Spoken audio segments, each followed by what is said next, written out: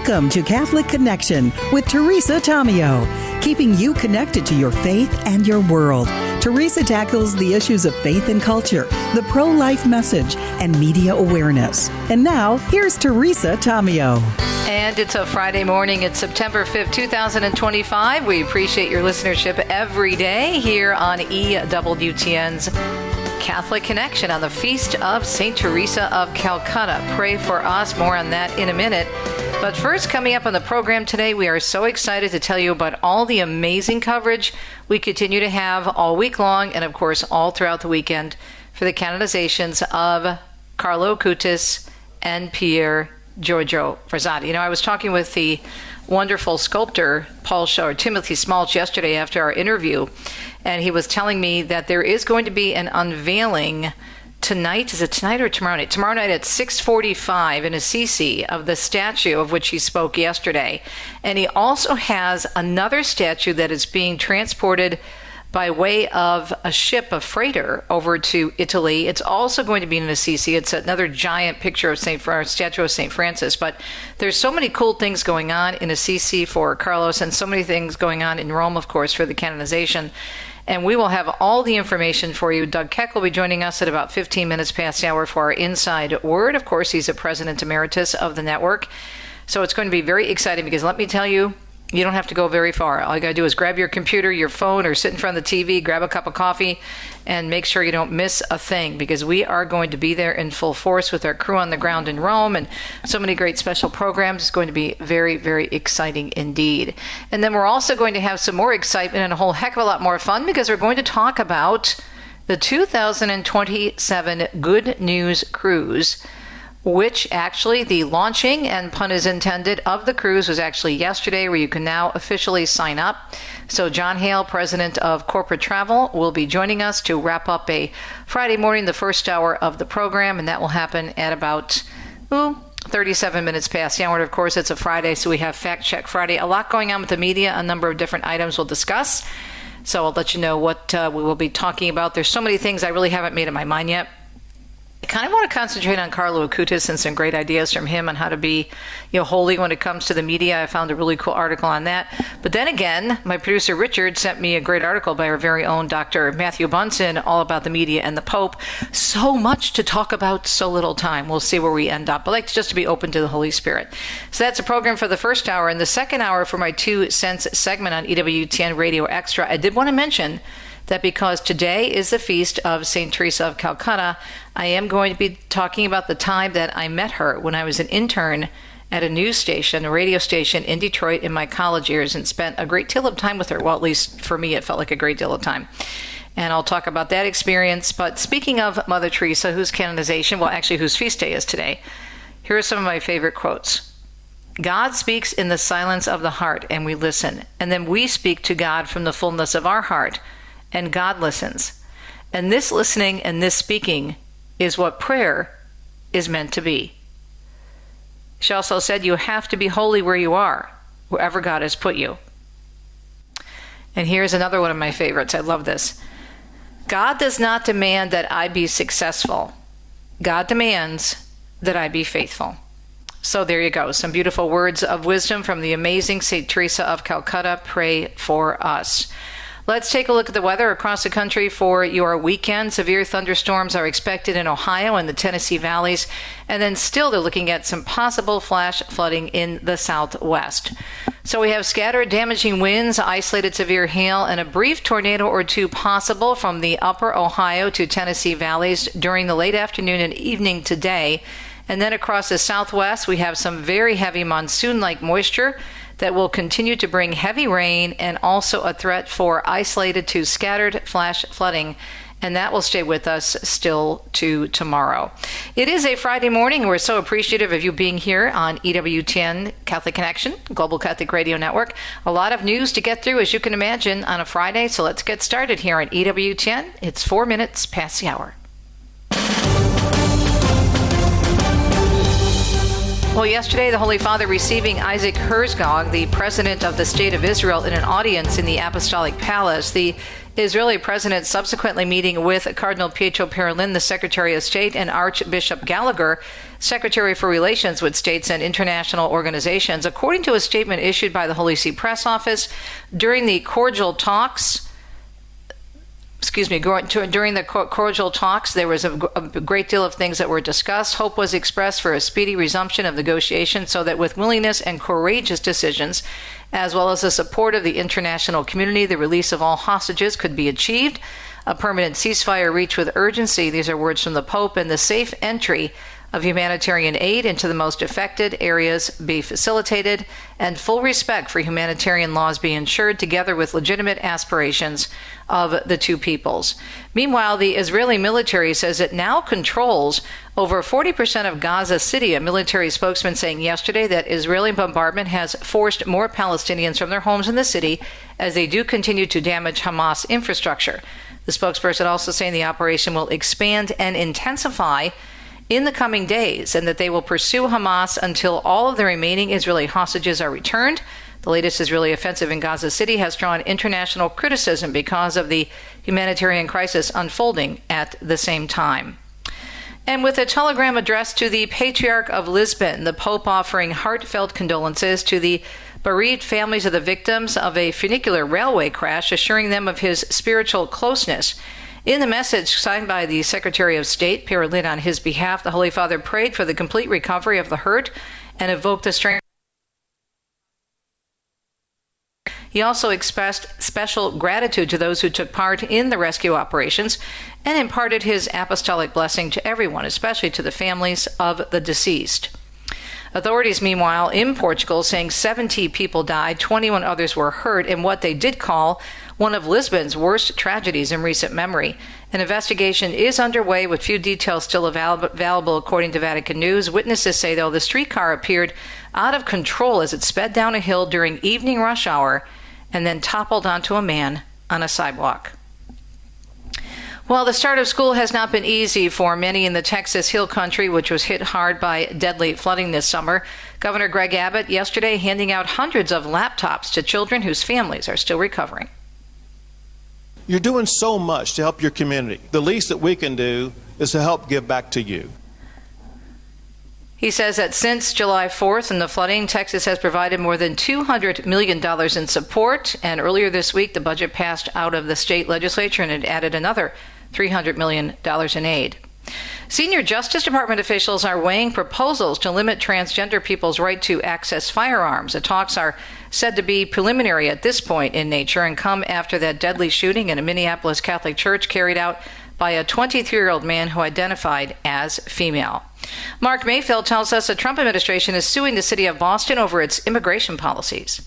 On Thursday, the Department of Justice filed suit against the city's Democratic Mayor, Michelle Wu. The DOJ alleges Boston's policies that limit cooperation between police and federal immigration authorities violate the law. In response, Wu accused the administration of pursuing an authoritarian agenda, saying, "We will not yield." I'm Mark Mayfield.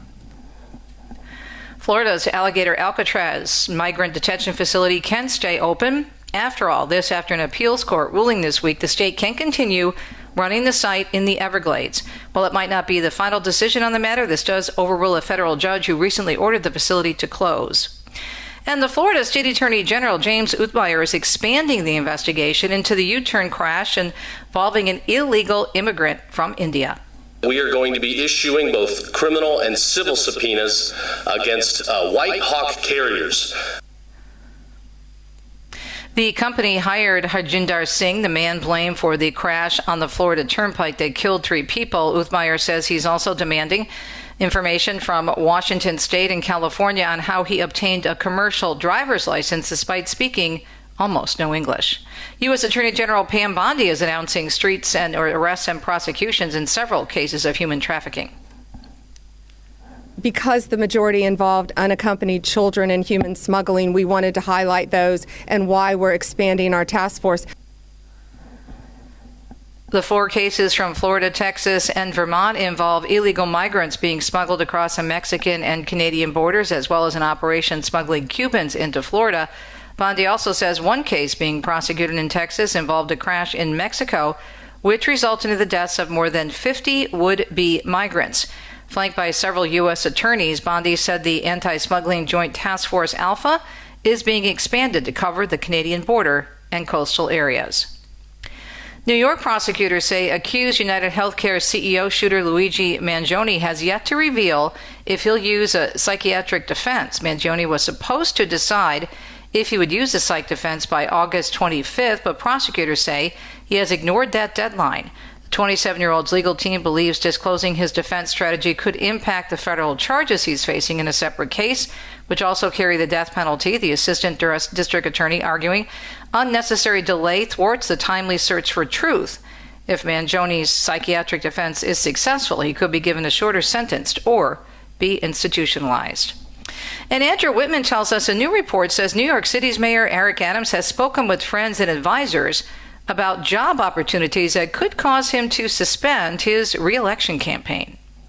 The New York Times also reports Adams flew to Miami this week to meet with Trump advisor and former special envoy to the Middle East, Steve Witkoff, a meeting City Hall initially said did not happen. The report says several people close to Adams say discussions about other jobs have accelerated as his numbers drop in the mayoral race. Former Governor David Patterson confirmed Adams told him he was listening to those offers. The report says Adams is leery of resigning and handing power to public advocate Jumaane Williams, and that his legal debt might prevent him from taking a government job. Andrew Whitman, NBC News Radio, New York. House lawmakers have introduced bipartisan legislation that would ban members of Congress from trading stock. One of those working to see legislation enacted on the issue is Republican Rep. Chip Roy of Texas. It is time for the leadership of Congress on both sides of the aisle to do what the American people have been demanding, which is to end day trading by members of Congress. Roy stressing yesterday it's not even really about politics. It's more like if you want to day trade, leave Congress. It's that simple, he said. House Speaker Mike Johnson signaling support for the idea, but says the details still need to be ironed out. And Tammy Trujillo tells us First Lady Melania Trump says the robots, well, they're here. She made the announcement Thursday, leading a meeting for the White House Task Force on Artificial Intelligence Education. Our future is no longer science fiction. She noted the double-edged sword of artificial intelligence, highlighting its benefits while acknowledging concerns over its negative effect. Mrs. Trump said it's critical to manage AI's growth responsibly, providing watchful guidance now while the tech is in what she called a primitive stage. The meeting came several months after President Trump signed an executive order seeking to incorporate AI into America's classrooms. I'm Tammy Trujillo. And the week coming to a close with cheese pizza on the menu. Hold the toppings because it's National Cheese Pizza Day. In Italy, they would call that a margherita pizza, just saying. And in other food-related news, it's also National Food Bank Day, a great time to consider making a donation to your local food bank, which is a great idea. It is a Friday morning. It is September 5th, 2025. It is the feast day of Saint Teresa of Calcutta. I'll have more on her in the next hour, in our second hour of the program. Let's take another look at the weather for today and for your weekend. The National Weather Service says we have severe thunderstorms that are going to see damaging winds and isolated severe hail, even a brief tornado possible from the upper Ohio and Tennessee valleys. And then you're also going to see some heavy rain and possible flooding across the southwest. But we will technically go to Rome in terms of finding out what we're going to be doing for our coverage for the upcoming canonizations. That's up next with our In the Inside Word with Doug Keck. Stay tuned.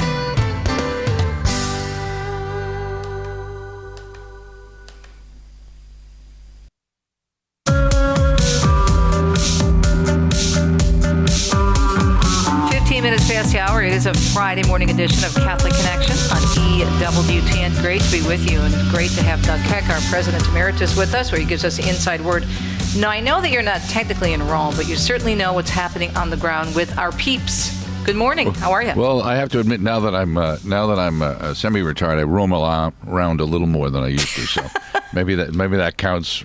You can say I'm your roaming reporter. Maybe there you go. As close as you can get to that, you know. I mean, I'm no Teresa Tomeo charging around the March for Life, but I'm doing the best. And chasing down Nellie Gray.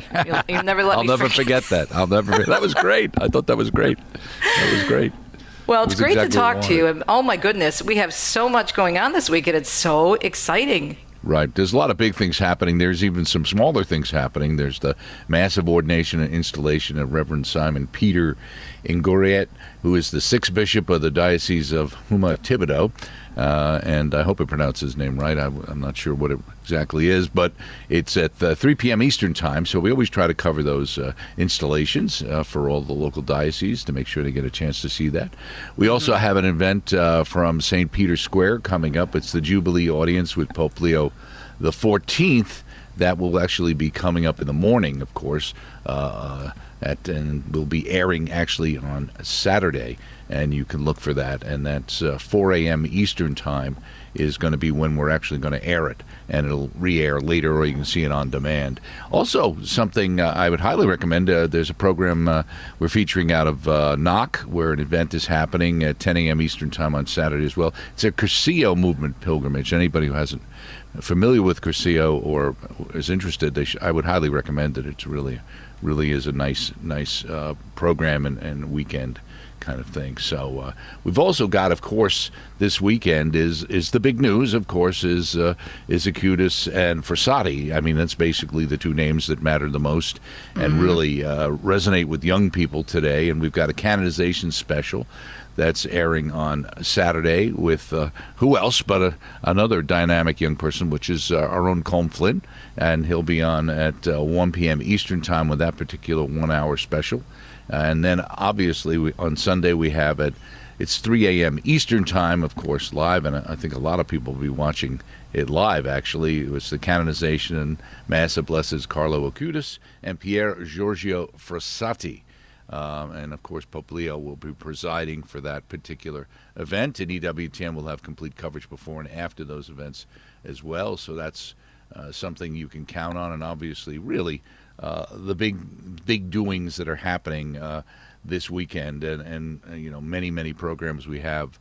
If you go to EWTN.com to check out that are focused on Acutis programs we have acquired and done ourselves, and obviously we have done programs on Brissette as well. So it really is the dynamic duo of Catholic youth happening this weekend.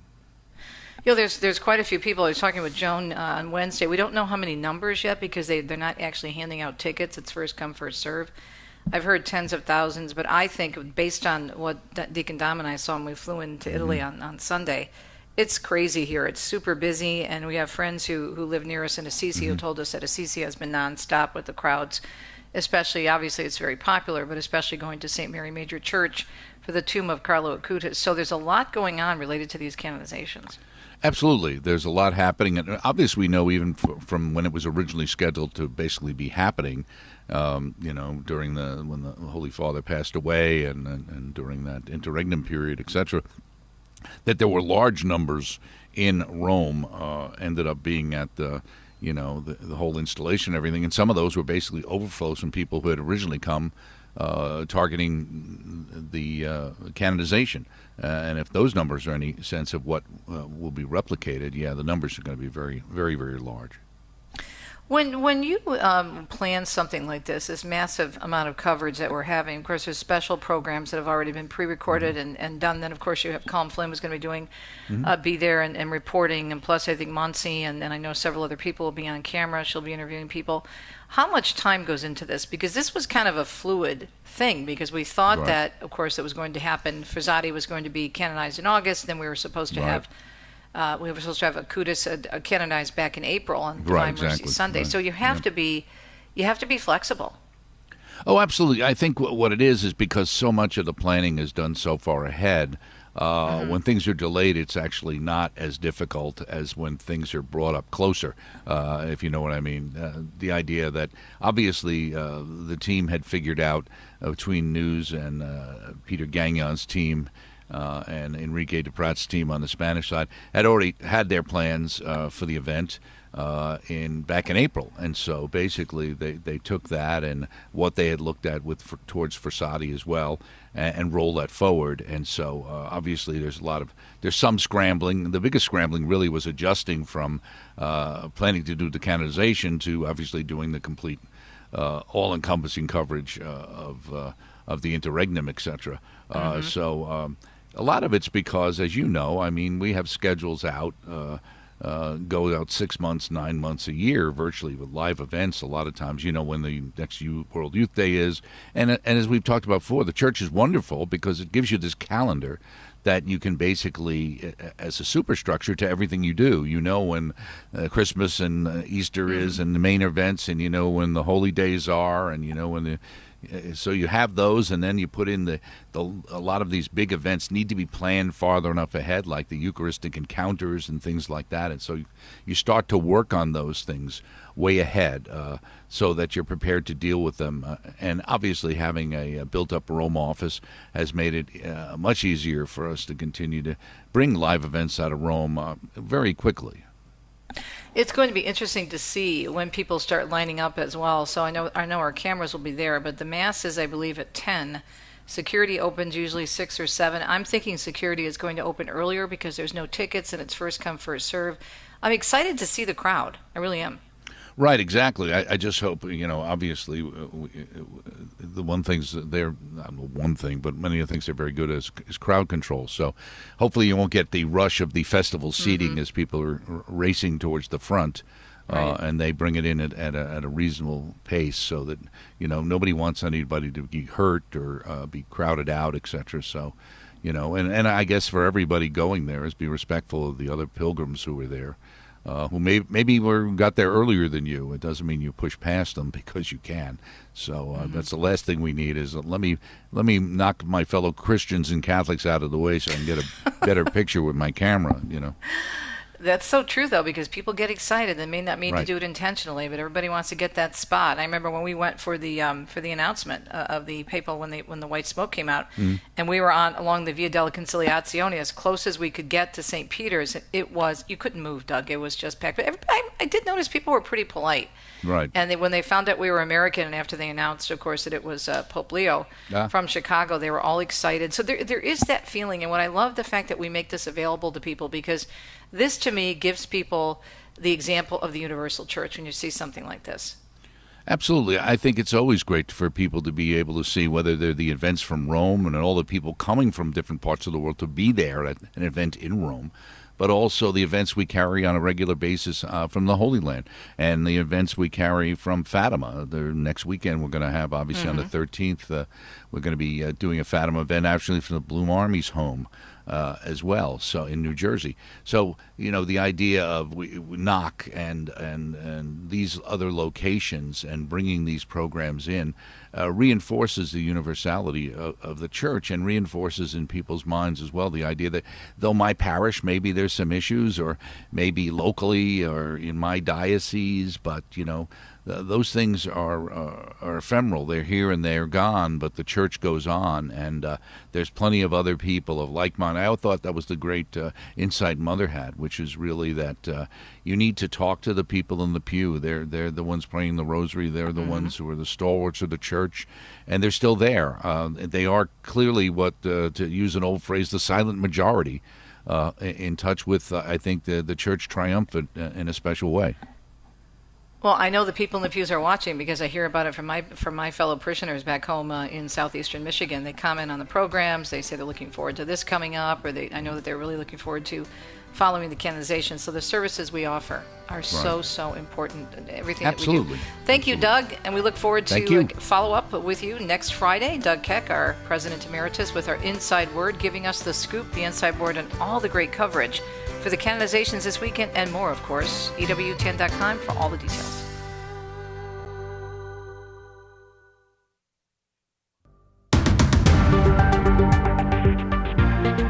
Minutes past the hour. It is a Friday morning. It is September 5th, 2025. It's the feast day of Teresa of Calcutta, Saint Teresa of Calcutta. Of course, as Doug just mentioned in our Inside Word segment a few minutes ago, we're talking about the canonizations coming up this weekend of Blessed Carlo Acutis and Pier Giorgio Frassati. Sunday morning, we will be there. Check it all out. All the details at EWTN.com. And just doing some research and prep for our Fact Check Friday this morning, and of course for the overall program, I came across this beautiful article that came out last year regarding Blessed Carlo Acutis.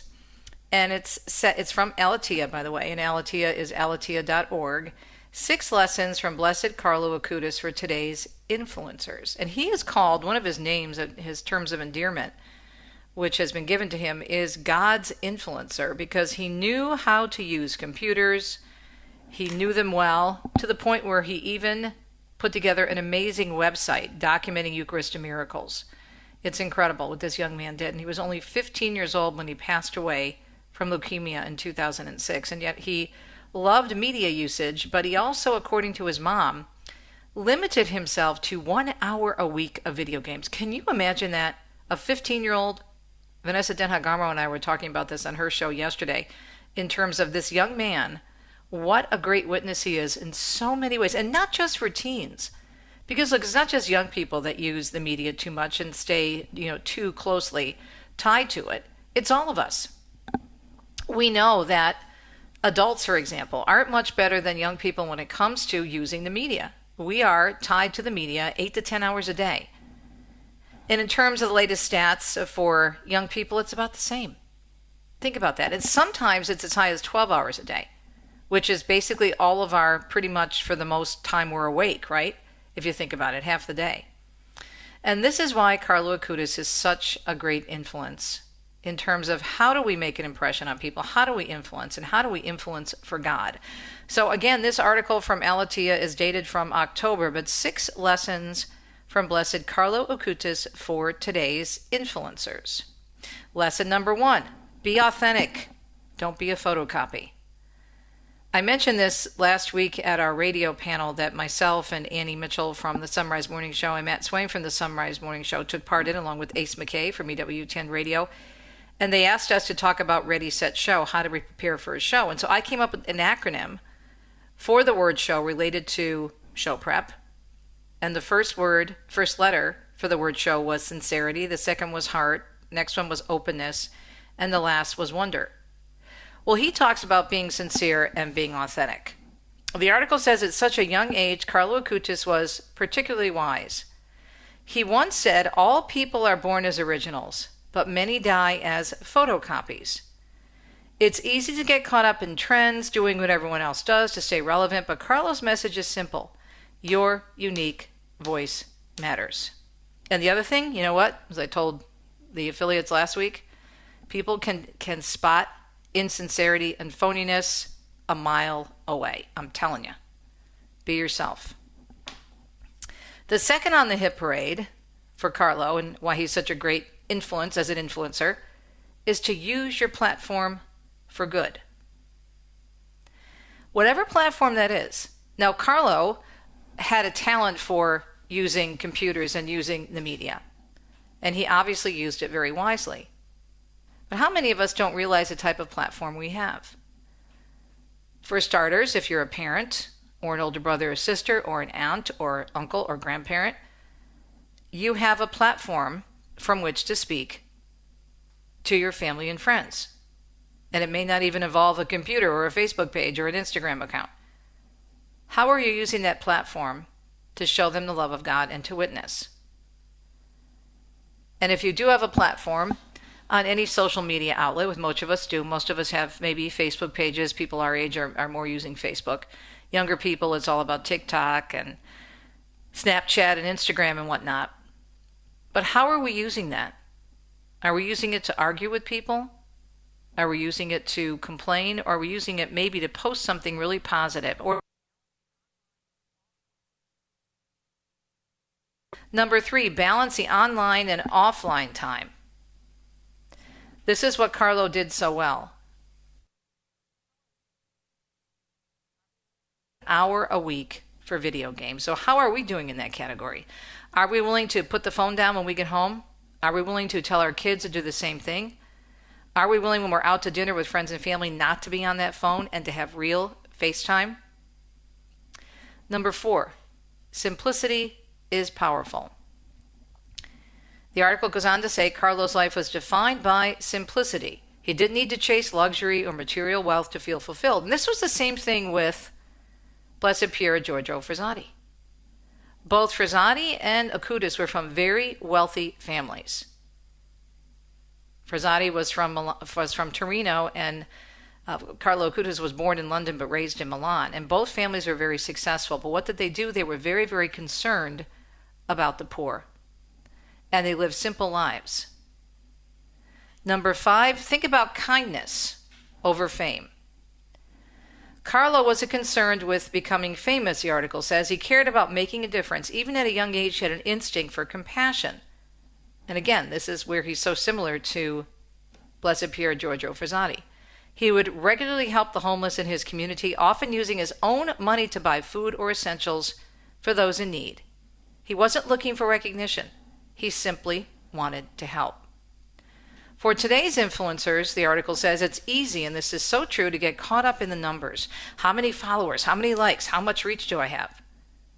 But Carlo reminds us that real influence is measured by the lives we touch, not the numbers we achieve. Simple acts of kindness, generosity, and compassion have a ripple effect that go far beyond any digital metric. How true. And last but not least, what kind of a legacy are we leaving?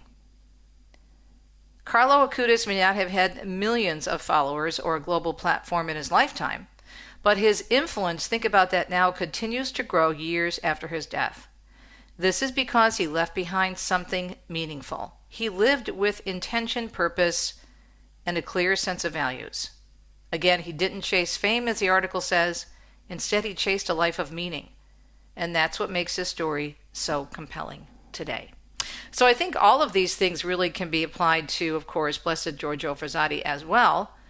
But be authentic, use your platform for good, balance the online and the offline. Remember, simplicity is powerful, kindness over fame, and leave a lasting legacy.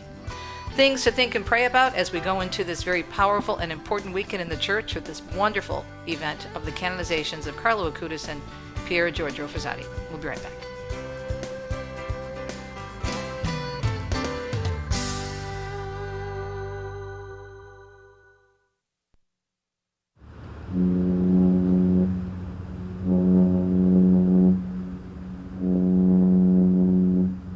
I love that sound. Get ready to sail. Good News Cruise 2027. We launched yesterday, actually, pun intended. Yes, we did launch, and people are signing up. GoodNewsCruise.com. On the phone with us, President of Corporate Travel, my friend John Hale. John, I know that it's already busy, is it not? Good morning. Thanks for joining us. Good morning, Teresa. Yes, thank you. We've had great response so far, thanks be to God. And we're close to a third sold out after one day of our launch for the Good News Cruise 2027. So tell us about 27. I know 26 is sold out and there's 800 on a waiting list. What does 2027 look like in terms of speakers and what we can expect? Well, it's, of course, a marriage cruise, and we really try to draw in different themes and different speakers. So we're really blessed and privileged to have Father Mike Schmitz returning. We have Cardinal Dolan, who's returning, Kimberly and Scott Hahn returning, of course, you and Deacon Dom. And this year we're also really, I think it's an extraordinary opportunity to have Stelina and Jason Everett join us, Jackie and Bobby Angel, and also Sarah and Dr. Andrew Swafford, in addition to Tim Gray, Marcus Peter, Dr. Ray Garendi, and our MC extraordinaire, Father Joe Krupp, who's just so much fun and wonderful. And then headlining our performance is Harry Connick Jr. He will be coming on the boat when we're docked in Miami, and he will do two performances back-to-back, one for half of the ship and then another extraordinary performance for the other half of the ship. You know, he's an amazing jazz artist and crooner, and I just think it's going to be a fantastic evening when we have Harry aboard. But the whole week is just, as you know, Teresa, it's just a little taste of heaven, I think. It's a lot of fun. It's a lot of content, and it really moves people closer to Christ, just the whole momentum of the week. Now, 2026 is our first full charter where we have the whole ship. And will that be the same for 2027, John? We have chartered, yes. We have chartered Holland America's Eurodam, and it holds about 2,000 people. And so we have the entire ship to ourselves, which means really a 360-degree experience, Teresa. On 2026 cruise, for instance, we have Father Leo Paddlinghug, who's curating meals to coordinate resonate with the themes of each day. And we'll do the same thing on 2027. We'll have a Catholic chef who will be joining us and coordinating really fun themes.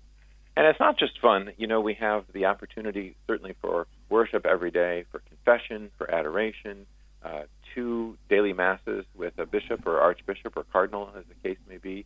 And then we have a number of other masses throughout the day. We have a couple of Latin masses. It'll be a really special week, just really and night prayer and vespers, and really to go deeper in your faith, but to do it through community, through fun, through joy, through entertainment, and most importantly, through the sacraments. And that's where we really grow closer to Christ. Our hearts sort of opened through the entertainment, through the community, but the object and the focus is always on the sacraments. So how does one register? They just go to goodnewscruise.com? We go to goodnewscruise.com, and we have a book now. You can join us. You can call our office at 855-879-6932. And, we've had a lot of first-time cruisers, and, boy, they, again, by thanks be to God, have returned and said, boy, we really had no idea that we would even enjoy a cruise, but we loved it, and we loved being with this group of people. So much of it is Holy Spirit, who the Holy Spirit calls, just like any pilgrimage or any retreat or any conference or event, Teresa, as you know well, it's who the Holy Spirit calls. And, there's no better networker than God. There's no better builder than God if we open our hearts and, hey, is this something we're called to be on or called to join? To take our marriage from wherever it is today, whatever state, and move it closer to Christ, to renew that sacrament of marriage. And that's what it really does. I mean, we have people throughout the week in tears because they didn't realize how much better marriage and family could be, how much closer they could be, and really, again, how much they could bring back with them to incorporate into their lives. And that's the point, is that, we are fed during this week with like a big vitamin B12 shot in the arm, where we are nourished, we celebrate the Eucharist, we have great fun and joy, but then for a purpose, right? We go back as evangelists in our own communities, in our own parishes, in our own families, and we bring and exude that joy of Christ. When we're holed up alone in our places, we can get, life can become more drudgery, and that's not what God intends. I think He wants us to be in community, to live that joy, and this is one way we think and we feel, because we've experienced it. We've felt the joy of the couples and of the speakers, and people, certainly want to come back. So we give thanks to God for that. Are you surprised, John, that it's grown so tremendously over the years? Well, I just give thanks. I mean, it's just, you're always in awe of what God does, Teresa. I mean, He takes humble servants who know little and might give some inspiration, and then it's like a popcorn trail. If we're in prayer and, daily, and we just try to do the next right thing, all of a sudden you look back in the rearview mirror and you see what God has done, and you're so humbled and overwhelmed by His goodness and His graciousness to us as a team who can present this. And so in a way, yes, surprised, but also not, because we know what God can do. We're just so thankful. And that week, Teresa, again, it's so much fun for us. It's so much fun for our team. We'll be on board an entire week, and not one complaint. It's just people really enjoying and partaking, and they can suspend that during that week, all the things that are hanging over us, and we can bring those, not really even suspend them, we can bring them to the altar and say, hey, these are the things on my heart. And I think that's actually another powerful, is the witness, is that you see that you're not alone. Everyone is carrying their own crosses, and you learn from, how did others get through it? How can I be Christ to others? How are others here on this ship Christ to me? And that's another powerful aspect of this cruise, is the mutual witness of faith among all of our guests. Talking with John Hale, president of Corporate Travel. Of course, they're behind the Good News Cruise, and we're talking Good News Cruise, not 26, but 27, because 26, which will sail in February, is already sold out, but there's time now, because we have launched the Good News Cruise 27 to sign up, and you heard all those names, many of whom are from our network, EWTN, and very excited to be sharing the platform with so many people from EWTN Radio and TV. It's going to be such a beautiful week. and you've never experienced anything like this, a whole Catholic cruise. I mean, it's just phenomenal. Again, goodnewscruise.com. How do you decide in the last 2 years, for example, looking at this cruise for 26 and 27? I mean, you've always had great entertainers on board, Catholic entertainers. So in addition to the Catholic entertainers, you have Andrea Bocelli, who'll be joining us in 26, and of course you mentioned Harry Connick Jr., both of whom are practicing Catholics. But how do you go about, confirming such giant people in the entertainment business? Well, again, we've been blessed in other areas of our business to work with a lot of artists and to have those connections. And, we've extended invitations, and they've been gracious and said, yes, we'd like to be part of this. And so, again, I give thanks to God. It's His work, and, we trust in the Holy Spirit who accepts the invitation, and then in the end, it's just like a beautiful texture because there's so many different styles of speakers and entertainers, and that's what we try to create. Not only something for everyone, but something for everyone to be able to experience that's beyond maybe what they're accustomed to or what is their style. And, we've introduced so many people, for instance, to Liturgy of the Hours, night prayer. They really weren't that familiar with it, and that's something from the very first Good News Cruise and Good News Conference we've done. And we're expanding it in 2026 to include, morning prayer and prayer throughout the day, because this is such a rich part of our faith. We didn't know anything really about it. And so, again, thanks God, because that is a beautiful part of our faith, and to be able to be together and pray together is just extraordinary. What I think is really neat is the same kind of dynamic on the cruise ship happens on pilgrimages. For example, we've got 2 sold-out pilgrimages through you this fall, the wine pilgrimage and, of course, the couples trip. And on both trips, my first trip with Kelly Walquist and the second trip with the Alexanders, we have repeat clients and repeat pilgrims who have become friends with other people on those trips. And they come back, and they come back, and they come back, because there's just something about that pilgrimage experience, whether it's on land or sea. It really is, and I think, one of the keys is just the disconnecting and being a little off balance because you don't have all the attachments, good and bad, that we have in our life, our daily routines, which are fine and good. But when we kind of disconnect from those, I think our heart is made a little more supple. If we're in Italy overseas with you, we're a little more open. When we're on a cruise ship, we start to see the vastness of the ocean, and you're like, wow, you're just overwhelmed by the beauty of that deep, dark blue, which you really can't see from the shore. You've got to be out on a ship, and you're overwhelmed, and you go out on the balcony, and I've seen dolphins in the waves. I see frequently, flying fish, and you're just overcome by God's creation. And, that moves and opens the heart, I think, Teresa, for people to be moved and more open. And then, of course, that leads to what you've described as kind of this community and this desire to have that vitamin B12 shot again. We all need to be nourished, and we should be doing that certainly through our daily prayer, through the Eucharist, and then these opportunities to break away, be on retreat, whether that's a one-day retreat in your diocese or archdiocese, whatever you can work into your state in life, do it. Whether it's a half a day in your, getting out of your own home with a friend, with family, just something to kind of break the monotony so that God can break into your life. And we think this is again, one of many infinite opportunities, certainly, but a very special one and close and near dear to our hearts because we've seen the fruit that God brings through it. So we're really excited for 2027. And Me too. It's going to be a blast. I'm excited for 2026, 13. 2027, and as many cruises I can squeeze in the next 10 years. I love them. It's so much fun. It's a lot of work because, you're speaking, you're on all the time, but I love it. I did want to mention, too, what's going to be neat about 27 and 26 is now that we're on a different ship and a different cruise line, they approach the dress-up factor a little bit differently, which I really like. We'll be able to do a little bit more. You don't have to have a tux. You don't have to have a long gown, but certainly dressing nicely for the evening as opposed to just casual all the time. I really think that's special, and I really think it makes it for, to be more romantic. It just makes more of a romantic, mood for me, especially to kind of get dressed up with your spouse and then go dancing at night. So I'm really excited. So John, again, we have about a minute left. Where do people register for Good News Cruise 27? And I'm telling you, already a third of the ship is sold out. So if you don't sign up quickly, if you snooze, you lose, as they say. So where do they go to sign up? go to goodnewscruise.com, and we'll have all the details online. And again, we have a special performance by Harry Connick Jr. We have Father Mike Schmitz, Cardinal Dolan, the Hans, the Everts, the Swaffords. We have Teresa and Deacon Dom. We have just an amazing lineup of speakers.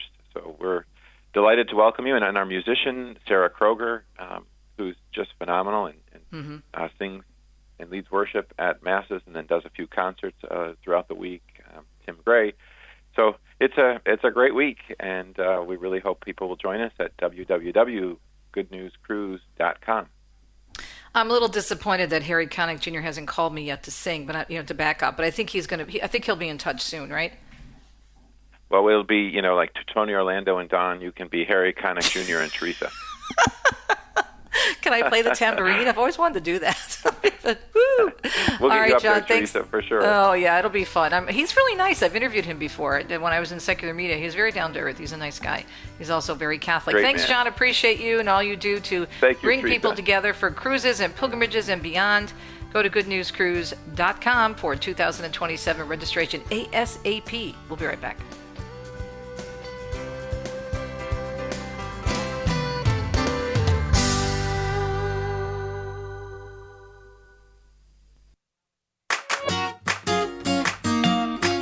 Hope your Friday morning is going well. It's 54 minutes past the hour, and you're listening to the one, the only EWTN, Global Catholic Radio. EWTN's Catholic Connection comes to you every day, Monday through Friday, 9 to 10 a.m. Eastern Time. We're so glad you're tuned in, and stay tuned all day, all weekend long, every day, because we're everywhere, especially this weekend leading up to the canonizations of Blessed Pier Giorgio Frassati and Carlo Acutis. How exciting is that? So tomorrow, Deacon Dom and I are going to be heading up quickly to Assisi to check out the statues. I've been in touch, as I mentioned at the top of the hour, with the sculptor, Timothy Schmalz, about the statues. The big statue, the one that's 11 feet high, the one with the sunglasses reflecting the Blessed Mother, that one is actually being unveiled tonight. Can't get there early enough because it starts, I think, at like 6 o'clock and won't give us enough time before we get off the air because it'll be 5 o'clock by the time we wrap up here. But we'll be going tomorrow. We'll take pictures. I'll be doing some blogs. So make sure you stay tuned to my Facebook page and website as well for updates, including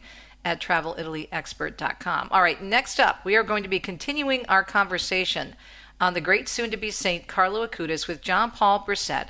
He's a director of communications at Our Lady of Champion.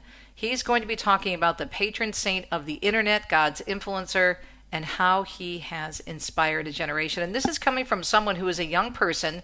John Paul, I understand, is in his 20s, so he gets it in terms of why Carlo is the patron of the internet. And then our 2 cents, we will also look at another saint. Her feast day is today, in my time with her.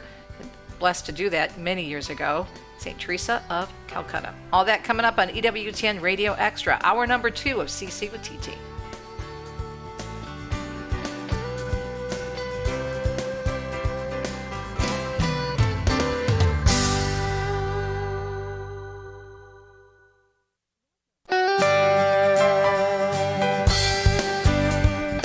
Welcome to Catholic Connection with Teresa Tomeo, keeping you connected to your faith and your world. Teresa tackles the issues of faith and culture, the pro-life message, and media awareness. And now, here's Teresa Tomeo. Happy Friday. It is Friday. It is September 5th, 2025. It's the feast day of Saint Teresa of Calcutta. A little bit on her coming up in my 2 cents segment. I had the immense blessing of actually meeting her, spending time with her when I was an intern at a big news talk radio station way back when in the mid-70s, 79 I think it was, when I was a journalism student at Central Michigan University. And my first internship was at WJR Radio, News Talk 760, the great voice of the Great Lakes. And there was a talk show. I'll tell you the rest of the story in 2 cents. I don't want to get off topic, but because I have to give you the rundown on the weather and all that good stuff. But I look back now and I just think, when you are looking back at your life, if you're honest with yourself and you ask God, show me where you were, you will see glimpses of God everywhere. These little highlights, things that happened, people you met, different experiences, and all adds up to God always being there for us if we're just open enough to seeing it and hearing it. So we'll discuss that in 2 cents. And then I'm very excited to share the microphone with a young man who is also very excited about the canonizations this weekend. John Paul Brissette is the Director of Communications for Our Lady of Champion. And we're going to talk about Blessed Carlo Acutis, the patron saint of the internet, and how he has inspired a generation. Now, this young man, John Paul, was someone who knows all about influencing on the internet because he had several million followers. And then he decided to take a different direction. I'll share his story and what we can learn, whether we're young, middle-aged, old, young at heart, whatever the case may be, what we can learn about this great soon-to-be saint, the one, the only, Blessed Carlo Acutis. So that's our program for today. Our 2 cents segment on Saint Teresa of Calcutta, and our guest this morning for 2 segments in the second hour of Catholic Connection, Radio Extra Hour, John Paul Brissette, Director of Communications for Our Lady of Champion. So are we going to get a championship weather forecast? Well, not so much. Let's see. The National Weather Service is saying scattered damaging winds, isolated severe hail, and a brief tornado are 2 possible scenarios from the upper Ohio to Tennessee Valley during the late afternoon and evening. That's for today. And across the southwest, they're saying there could be monsoon-type moisture coming in that will continue to bring heavy rain and a threat for isolated to scattered flash flooding, and that will take place through tomorrow. So that's what we have weather-wise.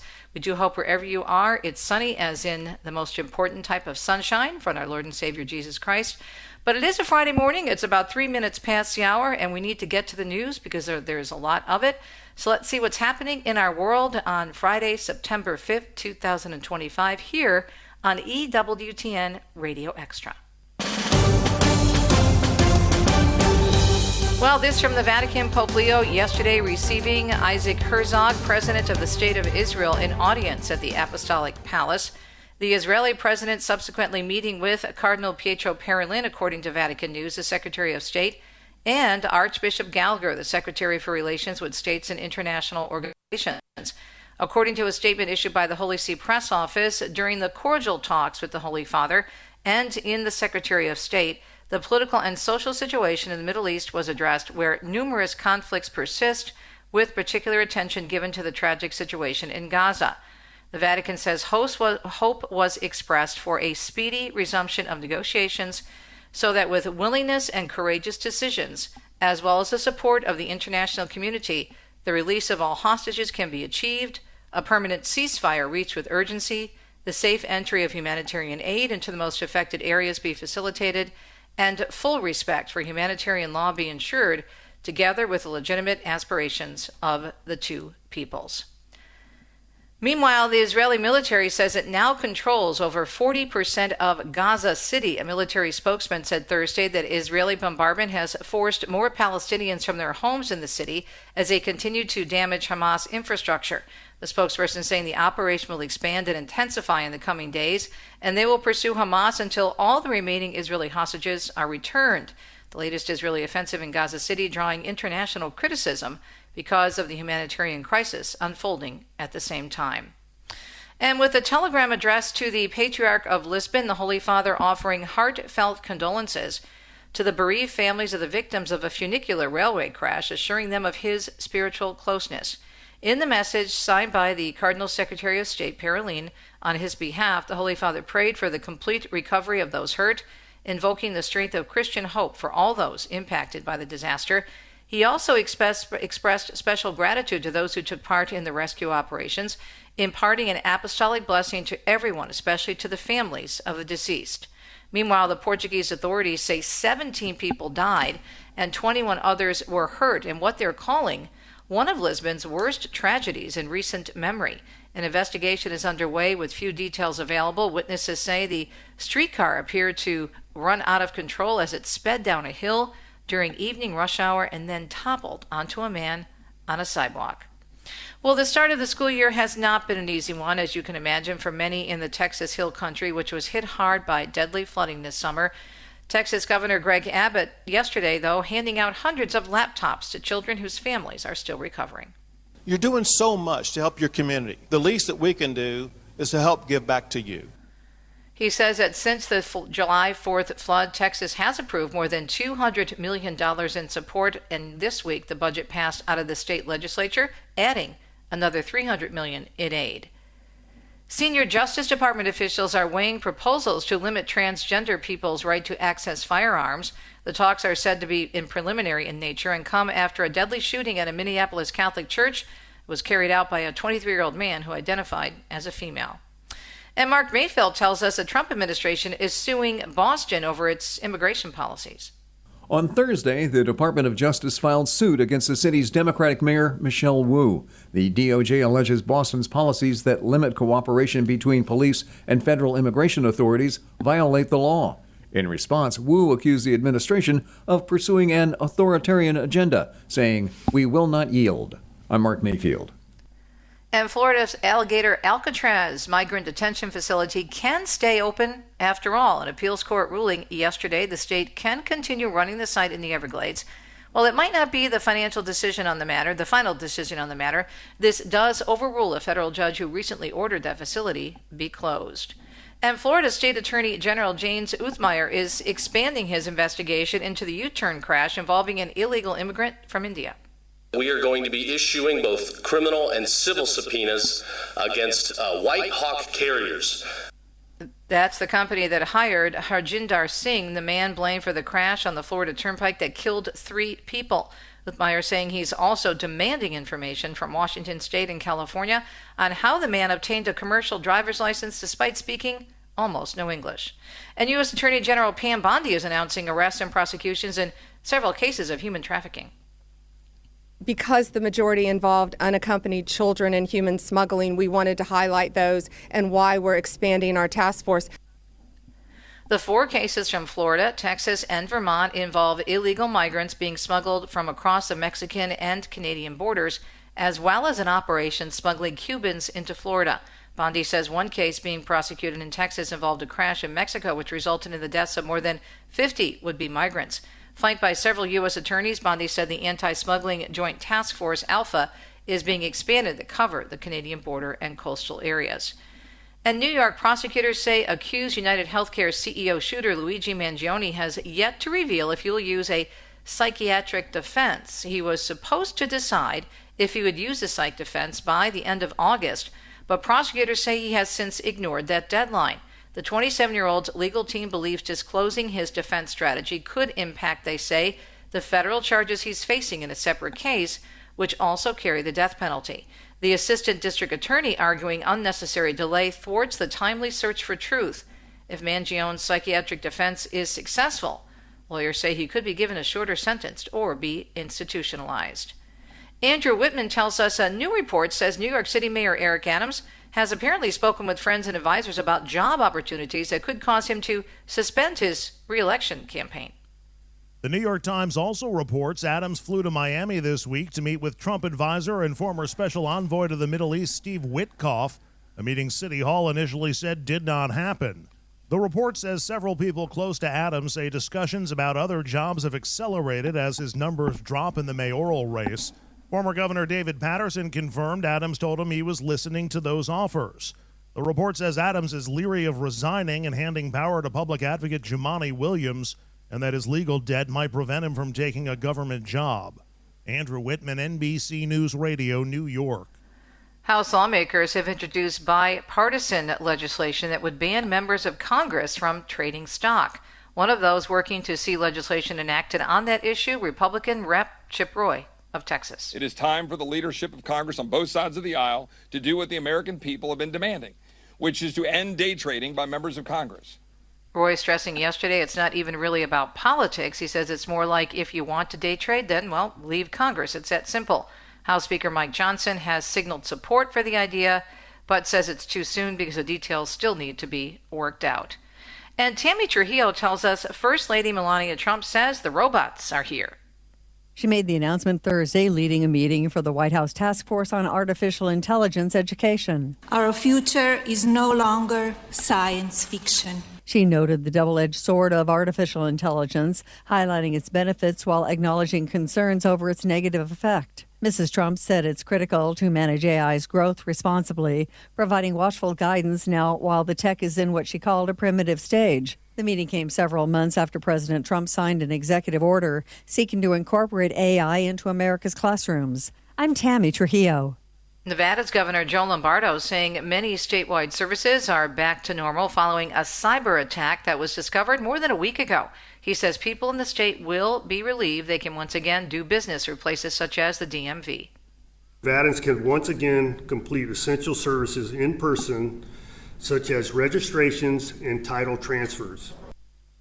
Lombardo says his technology team has found no evidence any of the state's financial information has been stolen, and no records of Nevada residents have been compromised. The governor also says the investigation continues into who committed the attack and the full scope of information that was stolen. Meanwhile, screen time with electronic devices can result in changes to people's skin over time. Yep, a dermatologist at the Cleveland Clinic says the blue light devices can potentially lead to fine lines and dark spots. The iron oxide or tinted sunscreens are the only ones that are going to be effective against this visible light. If you're using just a white-based sunscreen, it almost inevitably does not have iron oxide in it, so check the inactive ingredients. It can also accelerate, experts say, aging, and darker skin types can be more prone to hyperpigmentation. She suggests those who use a sunscreen with iron oxide reduce screen time and lower the brightness of devices. And finally, in our news segment at 13 minutes past the hour, this week comes to a close today with cheese pizza on the menu. Hold the toppings because it's National Cheese Pizza Day. And other food-related news, it's also National Food Bank Day. It's a great time to consider making a donation, which would be awesome, to a local food bank or maybe a national place that does a great deal of work with the poor and those who are in need of food. It is a Friday morning. Now it's 12 minutes past the hour. I do hope your Friday is going well. You are listening to the second hour of Catholic Connection on EWTN's Radio Extra channel. Coming up in 2 cents, my meeting Mother Teresa. Looking back on that, I will share that with you.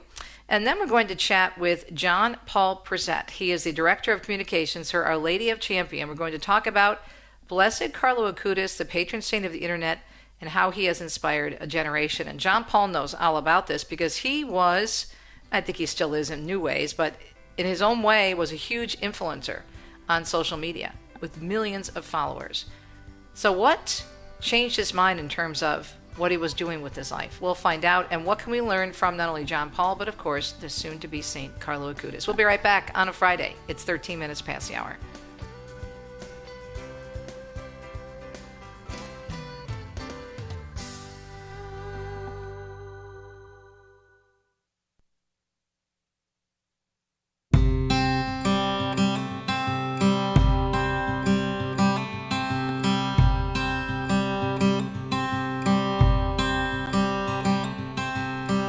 Welcome back. We're having a beautiful Friday morning. It is September 5th, and today is a feast of the amazing Saint Teresa of Calcutta.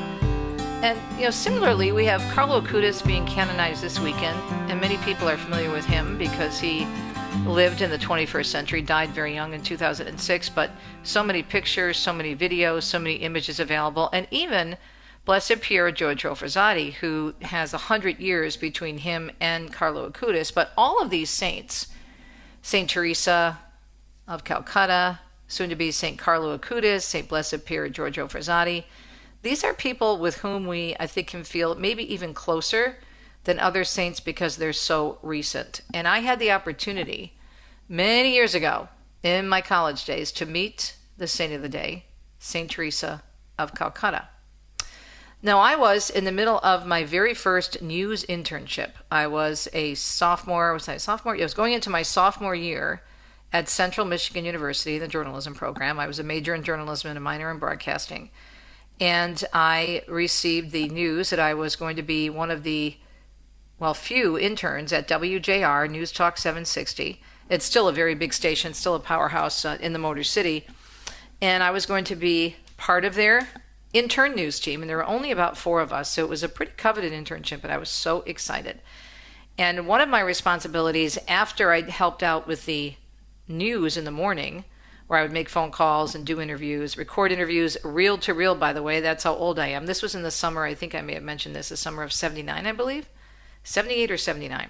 Anyway, I was able to do some other type of work with the internship. I was always looking around to see what else can I learn.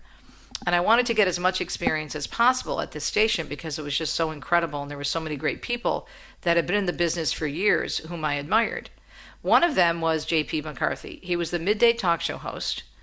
And there was a wonderful producer, Hal Youngblood, that I got to know as he was walking to the newsroom. I introduced myself, and I just went up to him and said, do you need any help? Is there anything I can help you with? I'm an intern here, and, I would love to hang out and, see the show, or at least can I at least watch? He says, well, you know what? We could use you. He said, how about you be responsible for going down to the lobby of the Golden Tower of the Fisher Building, which is a beautiful skyscraper in the Detroit area, in downtown Detroit. Actually, it's in the area called New Center. There's two segments of downtown Detroit. There's downtown by the river, and then a few miles up, excuse me, there's another area called the New Center area, where the Fisher Building is located, and the station is still there. So I said, sure, I'll help in any way. So my responsibility was I would have to go to the lobby when the guests arrived, guests for J.P. McCarthy's show, go downstairs, sign them in at the information desk, the security desk, and then bring them all the way up to the studios, get them to what we call the green room, which is where you wait to go on. It's mostly associated with theaters, but we also use it in broadcasting terms as well. Bring them to the green room, get them coffee, tea, water, whatever they like, make them comfortable. And so it was an opportunity for them just to relax before they went on the air with this big show. And this was a big, big show. It was called J.P. McCarthy's Focus. And it was very popular. And WJR is still a powerhouse, 50,000 watt radio station. So it reached forever, not just across southeastern Michigan, but into several states. So it was a pretty big, still is an important station.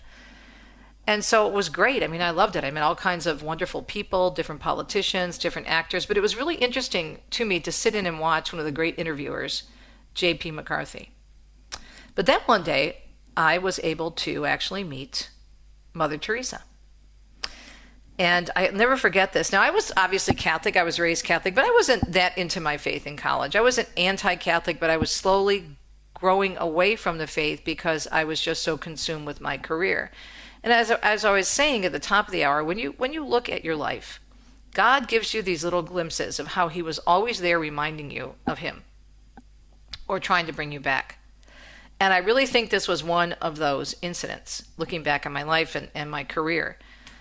And I think that experience in meeting Mother Teresa had a profound effect. There were some seeds that were planted, and they maybe didn't take root until much later, but something took root that day.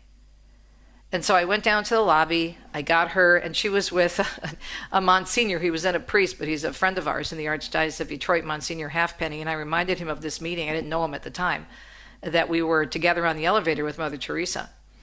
And so I get on the elevator, say hello, we chat, and then I bring her into the studio, get her all comfy, get her a cup of tea, and I had to walk her down. That was another responsibility. I had to walk people down back to the lobby and make sure they had their cab or their car or whatever. And so on the way down, we were talking about our names. Of course, she had a different Albanian name, but she took the name Teresa after Teresa of Avila. And I said, I'm named after Teresa of Avila. And so we talked, and I asked her, I said, would you pray for me? I'm going into broadcasting. It's a tough field. Would you say some prayers for me? And she prayed over me right on the elevator. And she was so sweet, and she wished me all the best with my career. And so that was in 1979, a long time ago. And I look back at that being, even though I didn't realize it at the time, a very pivotal moment in my life and my relationship with God. It's one of those things that I can look back and say, okay, God, you were always, always there, showing me the way. So I thought I'd play this short video that we found. This is Mother Teresa. She always talked about love. And that's what she gave the people of Calcutta, the people with whom she worked everywhere around the world. Love. Even giving me love and a special prayer to a college kid.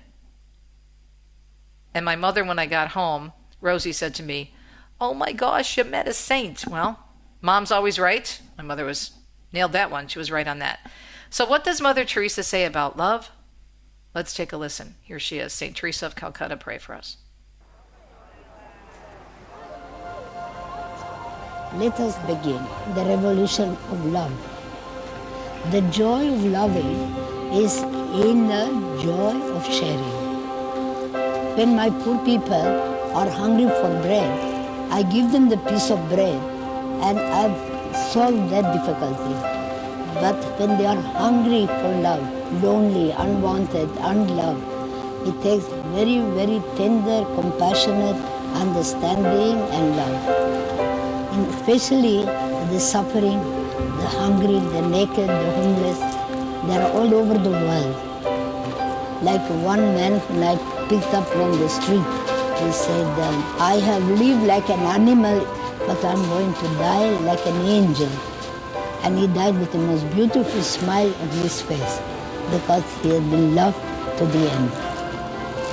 And where does this love begin? In our own family. And it's something so beautiful that love begins at home and that can spread like a burning fire from house to house. And by loving one another, we will spread throughout the world peace, joy, unity, and love. It's a real evolution. I call it a revolution of love.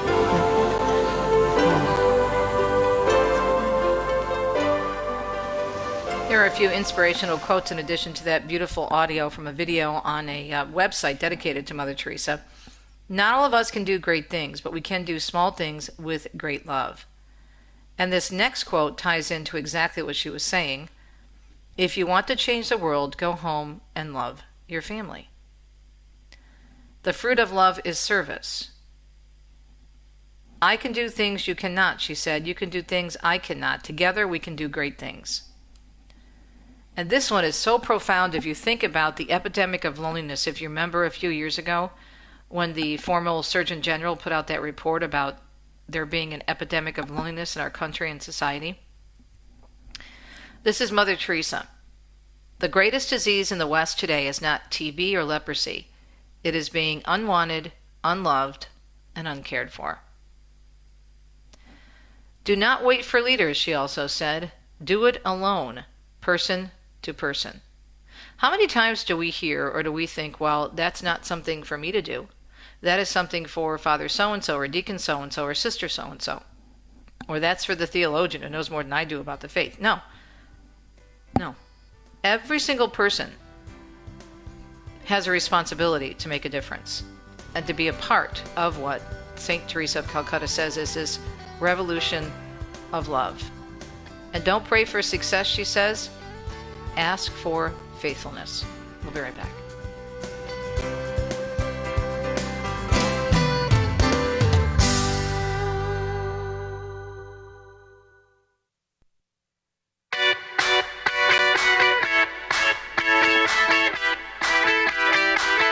It is a big weekend in the One Holy Catholic and Apostolic Faith. We have the canonizations of the amazing Blessed Carlo Acutis and Blessed Pier Giorgio Brissette coming up in just a few days.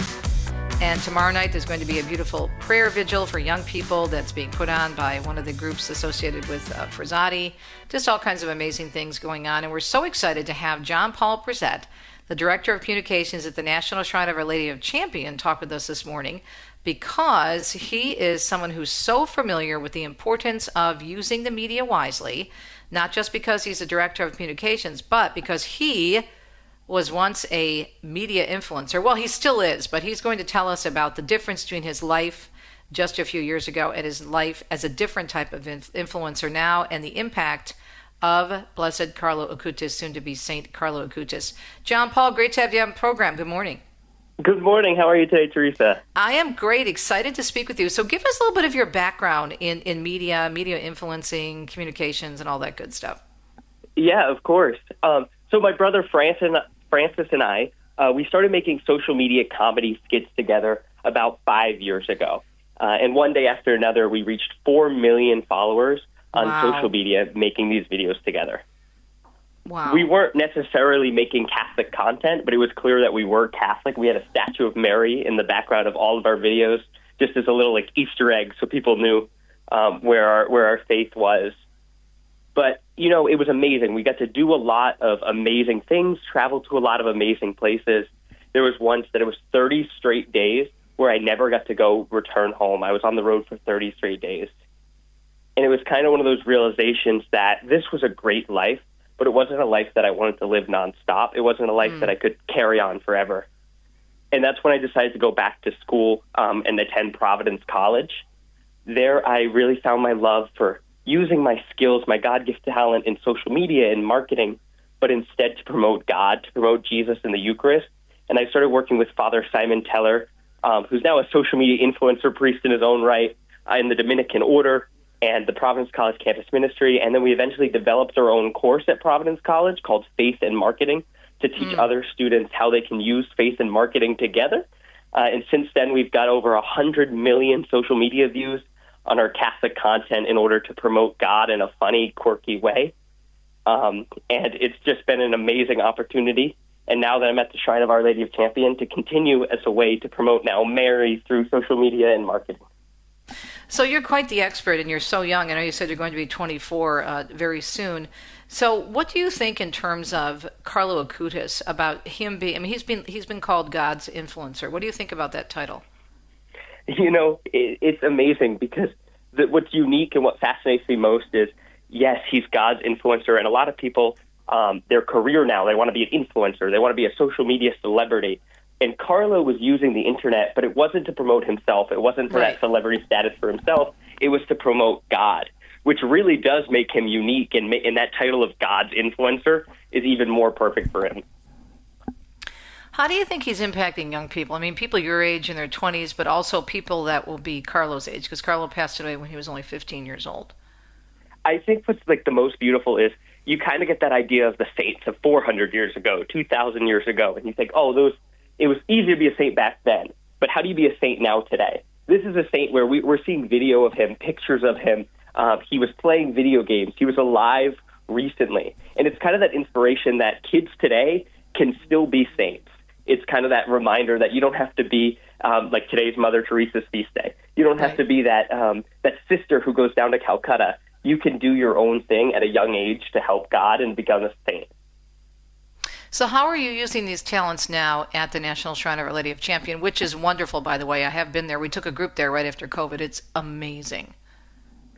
I think what I love to do most is kind of use that joy and that happiness that comes with Our Lady, comes with the sacraments, comes with the Catholicism, and use that as a way to make social media content and short videos that reach so many, that reach millions of people that may have not heard of God, may have fallen away from their faith. The beauty of social media is it goes to people sort of at random with the algorithm. You don't know whose day or who needs a video about Jesus in that moment, and having that opportunity to be God's influencer, to influence others about Christ, is just such a beautiful thing to be able to do. In terms of influencing, what else do you see with Carlo Acutis and how he can make a difference right now? John, knowing what you know about the media, because your great point about him being an influencer, but it wasn't about himself. It was about the influence that he wanted to help Christ have with the world and all he did for Eucharistic miracles. What else do you think young people see in him right now?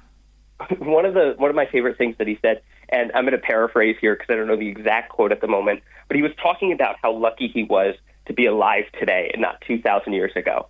And it was because he can see Jesus every day in the church, and other people didn't have that opportunity. And then he talked about today, and he talked about how people wait in line for hours to see a celebrity or to go to a concert, but there's no line at Eucharistic adorations or in church, and that should be the biggest celebrity. And I think that's kind of like a huge inspiration of how Carlo puts God above all of his priorities. God is his number one priority. And I think seeing that and seeing my generation as how we view celebrities and how we view A-list social media influencers and stuff like that, but we don't treat God in that same way. Do you think young people outside the Catholic Church are becoming aware of Carlo Acutis? You know, Carlo's one of those saints that, one of those blessed saints in 2 days, but that kind of has come on the scene so fast, and he's spread because of how amazing it is. That it's this picture in front of you of a young boy who loved Jesus. And when you see that, you have to understand why. You wonder why. You wonder why he was a kid that played video games but spent his time in adoration. And I think that fascinates even non-Catholics, of why this 15-year-old boy dedicated his life to Jesus. What did they not know that he knew? And I think that's an inspiration for people that may not be Catholic, but hearing these stories about Carlo. I want to tease this next topic, and then we can go into it more deeply when we come back, because it's so important in terms of where you are now at this beautiful, beautiful shrine to Our Lady in Wisconsin. devotion to the Blessed Virgin Mary and Carlo Acutis. He also gives that to us as well, right? Oh, he loved Our Lady, and people know about his Eucharistic miracle exhibits, but he made a very similar one actually on Marian apparitions. And he would visit Marian apparitions like Fatima, and it's just a beautiful way to talk about Carlo, not only about his love for Jesus and the Eucharist, but also Our Lady and our Heavenly Mother. Okay, we're going to talk more about this when we come back. This is very exciting to have someone who's so clued into communications to talk with us this morning, because we have God's influencer who is being canonized on Sunday. We're talking with John Paul Brissette. He's the Director of Communications at the National Shrine of Our Lady of Champion. And also, he was the first and only approved Marian apparition is at Our Lady of Champion. And I'm telling you, folks, if you have not been there, you need to go to Our Lady of Champion in Wisconsin. It's so beautiful. It's so simple, but it's so real, and you can still see the signs of the miracles that are there. So we'll give you the details on how you can do a pilgrimage if you've never been. Fall will be a great time to go with the colors, and that's what we did with the group. Went all the way through northern Michigan and then over through the Upper Peninsula and then down to Wisconsin, and it was fantastic. So he recently relocated to Wisconsin to take on his role at the shrine, and it was a move that was inspired by his own devotion to Our Lady of Champion. So we're going to talk about John Paul Brissette's personal story. But in the meantime, here's a website for more information, championshrine.org. Again, championshrine.org. We'll be right back.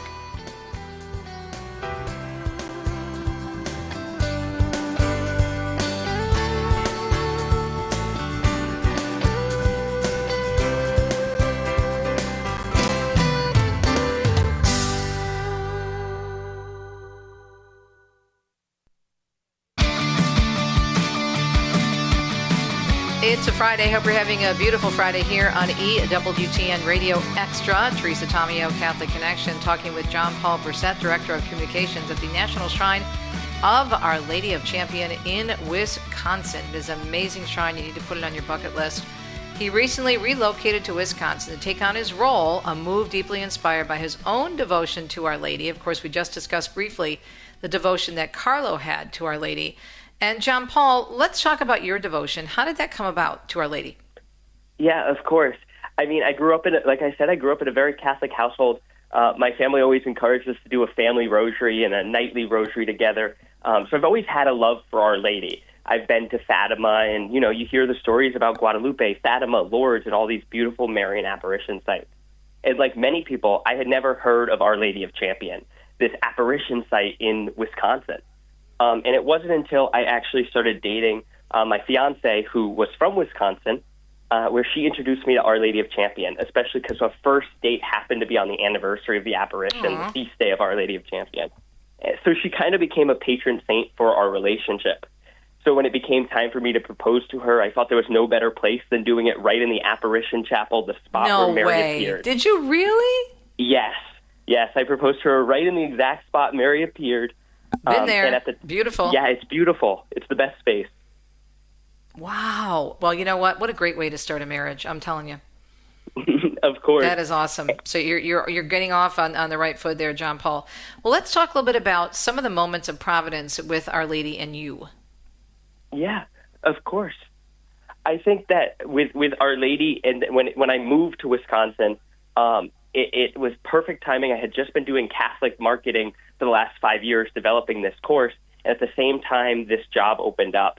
And in the interview, I said, Our Lady of Champion will always be a part of my life regardless. I got engaged here. The rector of the shrine was the first priest to bless our engagement, and I had never met him before. But I said, but this is something I want to do to promote Our Lady, and it seemed very providential. And it truly is, because now I share an office. My office is right out of the apparition chapel. So it's like I have the best coworker. I just have to walk right into her office and say hi to Mary. Isn't that crazy that you have an office right there when you think about it, what happened there? It's very surreal. The chaplain, Father Nathan, he likes to say that I work in my mom's basement and I'm online all day. That's so funny. Work in your mom's basement. Well, tell us about the shrine. If people aren't familiar with the Our Lady of Champion, because it's a very powerful story. Of course. So Our Lady appeared in Champion, Wisconsin in 1859 to Adele Bryce, and she told her to go forward and fear nothing, for she would help her to educate and catechize the children of this wild country. What makes the apparition site even more special is 11 years almost to the day the Peshtigo fire happened, the most deadly fire in American history. It burned millions of acres. But that fire stopped right at the edge of the fence around the shrine. That's where the fire went out. And inside that fence was Adele Bryce and hundreds of pilgrims who were flocking here for refuge, praying the rosary, surrounding the shrine. And the fire stopped, burnt half of the fence side, and then left the shrine completely fine. They said it was an emerald isle among a sea of ash. So that's just a beautiful reminder of what Our Lady and this apparition site have to offer us. And you can see some burn marks, if I remember correctly, right outside the fence, right? Yeah, especially the trees around the shrine. If you go in there, you can see the fire damage and how bad this fire was. To put into perspective, like millions of acres. And the fire was so high that like the sand on beaches turned into glass. Wow. So how are you using your skills in social media and marketing to get the word out about Our Lady of Champion? What are you doing differently, do you think, in using those skills, John Paul? Yeah, of course. And deeply inspired by Carlo. My sister just got back from Assisi, and she gave me a rosary bead and a prayer card relic of Carlo, and seeing how he felt that more people just needed to know about the Lord. More people needed to know about Marian apparitions and Eucharistic miracles. That's what I'm inspired to do, and promote the joy and the happiness and the humor that the Catholic Church has to offer. Kind of finding that way to make jokes. We recently got an opportunity for one of our chaplains to throw out a first pitch at a baseball game. So we made a joke about being able to play catch with our father, because Father Zachary got to throw out the first pitch. Using that kind of humor in order to spark not just only Catholics, but people who are questioning their faith, or people that are looking to learn more about Catholicism, and getting them with that humor, with that joy, and bringing them in as a place of welcome through social media to investigate their faith more. I think you've hit on something, because we mentioned at the top of the hour in the interview, when we first began our interview about 30 minutes ago, about how they're so relatable, the saints who are being canonized, the blesseds that are being canonized on Sunday. Carlo Acutis passing away in 2006, and of course the Blessed Pier Giorgio Frassati in the early 21st century. But these are people that we can get to know very easily, because there's many photographs, for example, of Blessed Pier Giorgio Frassati. There's all kinds of information, and now with Carlo we have so much in terms of photographs and things online, because it's the 21st century, the first millennial saint. But the realness, I think, of the faith, to let people know that we can let our hair down, right, and have fun and laugh. I still think too often people associate Catholicism with, you have to be so rigid and you can't have fun, you can't laugh. I think these two saints are helping us change that. Do you agree? Of course. Carlo, he was a child that you could even know about his humor, and that he liked to joke and he liked to laugh. He wasn't this serious monk in the 1100s.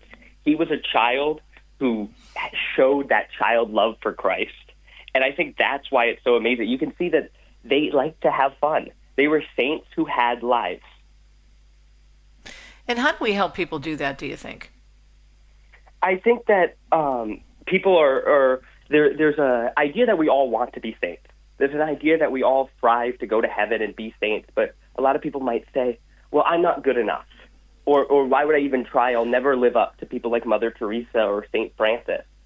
But I think that it's much more simple to be a saint, and it's each action you make, each choice you make, that you choose God. And it's like St. Teresa of the Little Flower talked about the little way. It's those little things that add up to our journey of sainthood. What should parents do with these canonizations coming up this weekend, being that these two saints are so young? What do you think they should do with this? Well, I think that for me, even when people first started talking about Carlo as the millennial saint or the internet saint, I was like, are we just pushing him on young people because he was young? And that made me want to look into him more, learn more about him.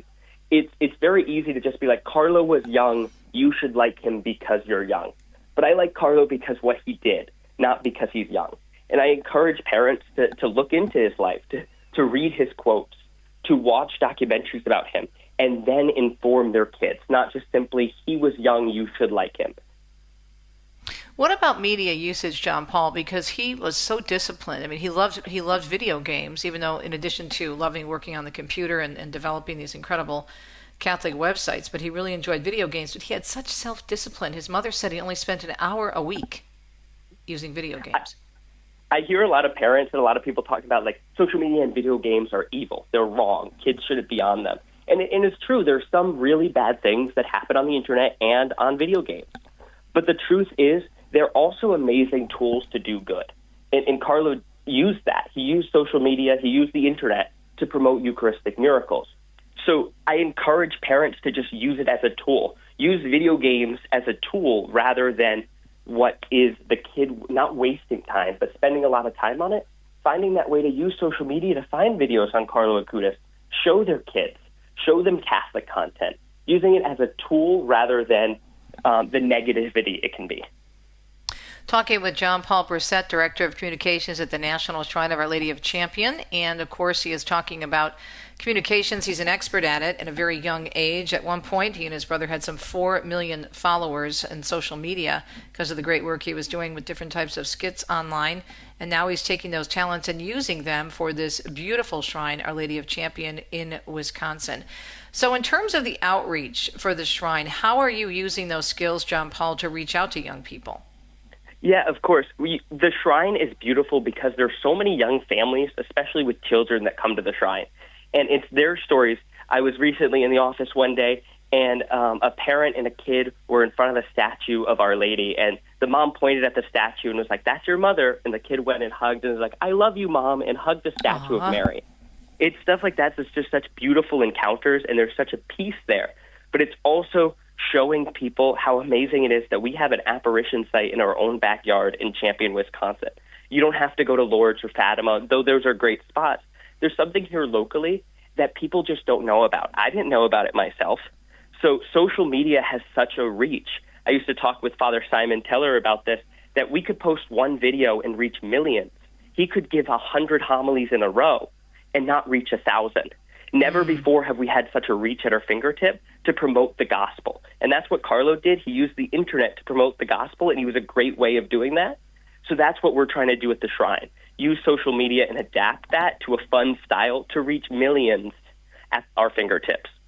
So is there anything on which you're working right now that you're going to be doing in terms of an outreach to young people? Yeah, we have been in talks about coming up with some way. So the message that Our Lady gave Adele was to catechize the youth. So the shrine's very focused on the youth aspect and to teach people what they need to know for salvation. That's what Our Lady instructed Adele, and we're trying to continue that. Where we've learned is social media is where the children are, and right now that's how we can catechize them. So we just filmed an amazing video. It got about 100,000 views of one of our priests instructing people to go call their mother, give their mother a phone call. Aww. But then he's in the apparition chapel talking to Our Lady, teaching them that Our Lady's our mother, and you can call her every day on the rosary. Carlo said that the rosary was the shortest ladder to heaven. The rosary is such a powerful tool, and kind of promoting and catechizing that in that silly, fun way that gets engagement. Yeah. And I think about, the quotes that Odell, that we often see associated with the shrine, where the Blessed Mother said, teach them the basics, even to make the sign of the cross, right? Yeah, and especially at the time in Wisconsin, Adele had to walk miles to church every day, and she did that because she knew how important it was. Now, like Carlo said, churches are in our backyard, but kids are not attending it as they should. So it's kind of that idea of teaching the basics, going back to the basics, even if that's a silly, simple video, but just to teach somebody who might not know anything about the Lord, about Our Lady. Is there a special segment on your website, or developing a special segment on your website, John Paul, for young people? Is that something in the works, do you think? Yeah, I think that we talk about this a lot, and we're trying to figure out the right way in order to allow CCD teachers and religious ed to have simple, digestible content on Our Lady and that message catechizing the youth. We also have our Saint Carlo Acutis Youth Day. It's coming up in October 18th. Oh, great. It's available for all high school students, and it's focused on Saint Carlo Acutis, and it's focused on ways that youth can use social media for positivity, as well as focus on adoration and Mass. So the first time it's being called the Saint Carlo Acutis Youth Day. It's been the Blessed for the last 2 years. So we're very excited about the Saint Carlo Acutis Youth Day we're hosting at the shrine. So are you speaking? Who's speaking at that? Yeah, so I'll be speaking, as well as my fiance, and so will Maria Pablo. She'll be the keynote speaker, and Bishop Ricken will be there from the Diocese of Green Bay. He's great. I know him. Yeah. Oh, will you do us a favor and come back on when you get closer to that event? Of course. So how do people register for it? People can register if you go to our website, championshrine.org. There's a tab on our main menu that says Saint Carlo Acutis Youth Day, and you can register there as a group or as an individual. People come from all over the country as well as just the Wisconsin area, and we should be expecting a few hundred to kids and young high school students to come to St. Carlo Acutis Day and learn about Carlo, learn more about their faith, and do this all-day retreat. Well, congratulations again on all the great work you're doing to be an influencer in a great way, just like Carlo. John Paul Brissette, Director of Communications at the National Shrine of Our Lady, and we'll have him on again about that day dedicated to Carlo Acutis. Championshrine.org for more information. We'll be right back.